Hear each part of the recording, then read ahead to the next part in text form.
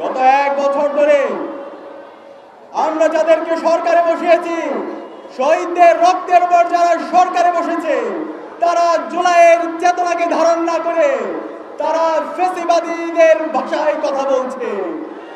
আমরা দেখতে পাচ্ছি 1 বছরে তারা এখন পর্যন্ত আমাদের শহীদদের তালিকা প্রকাশ করতে পারেনি।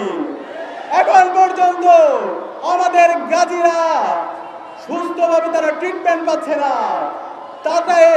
টাকার অভাবে রাস্তায় রাস্তায় ঘুরতে হচ্ছে, তাদেরকে বিভিন্নভাবে লাল ফিতার দূরত্ব দেখানো হচ্ছে। আমরা আজকের সুবিশাল সমাবেশ থেকে বলতে চাই, অন্তর্বর্তীকালীন সরকারের প্রধান এবং প্রধান দায়িত্ব হচ্ছে যাদের মাধ্যমে আজকে আমরা আজাদি পেয়েছি, আমাদের এই রাষ্ট্রের শ্রেষ্ঠ সন্তান, এই শহীদদেরকে রাষ্ট্রের শ্রেষ্ঠ সন্তান হিসেবে স্বীকৃতি দেওয়া, শহীদদের পূর্ণাঙ্গ তালিকা করা এবং শহীদ পরিবারের পুনর্বাসনের ব্যবস্থা করা। এর পাশাপাশি যত গাজী আছে এখনো হাসপাতালের মধ্যে যারা কাতরাচ্ছে, তাদের যথাযথ ট্রিটমেন্টের ব্যবস্থা করা। দ্বিতীয়ত আমাদের দাবি ছিল, গত 16 বছরে খুনি হাসিনা যে কারণে খুন হয়েছিল, যে কারণে ফ্যাসিস্ট হয়েছিল, ফ্যাসিবাদের সকল উপাদানগুলোকে এই স্বাধীন বাংলাদেশের সমূলে উৎপাদন করা হবে।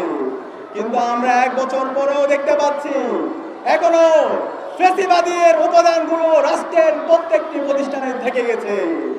যে পুলিশ হেলিকপ্টার থেকে আমার ভাই এবং বোনকে গুলি করে শহীদ করেছে, আমাদের 2000 ভাই বোনকে শহীদ করেছে, 40,000 ভাই বোনকে গাজী করেছে, এখন পর্যন্ত সেই পুলিশ সংস্কার হয় নাই, এখন পর্যন্ত মিডিয়া সংস্কার হয় নাই, এখন পর্যন্ত আমরা যাদেরকে ছাত্র প্রতিষ্ঠান পাঠিয়েছি তাদের বিরুদ্ধে বিভিন্ন ধরনের অভিযোগ শোনা যায়। তারা বিভিন্ন ধরনের ইতিহাস বিকৃতির ঘটনা আমরা প্রতিনিয়ত দেখতে পাচ্ছি। আমরা 1 বছর পরে বলতে চাই, আপনারা যদি শহীদদের ইতিহাস বিকৃত করেন, জুলাইয়ের যে চেতনা, জুলাইয়ের যে আকাঙ্ক্ষা সেটা ধারণা করেন, বাংলাদেশে খুনি হাসিনার যে পরিণতি হয়েছিল, ফ্যাসিস্টদের যে পরিণতি হয়েছিল, তার চাইতে খারাপ পরিণতি আপনাদের হবে।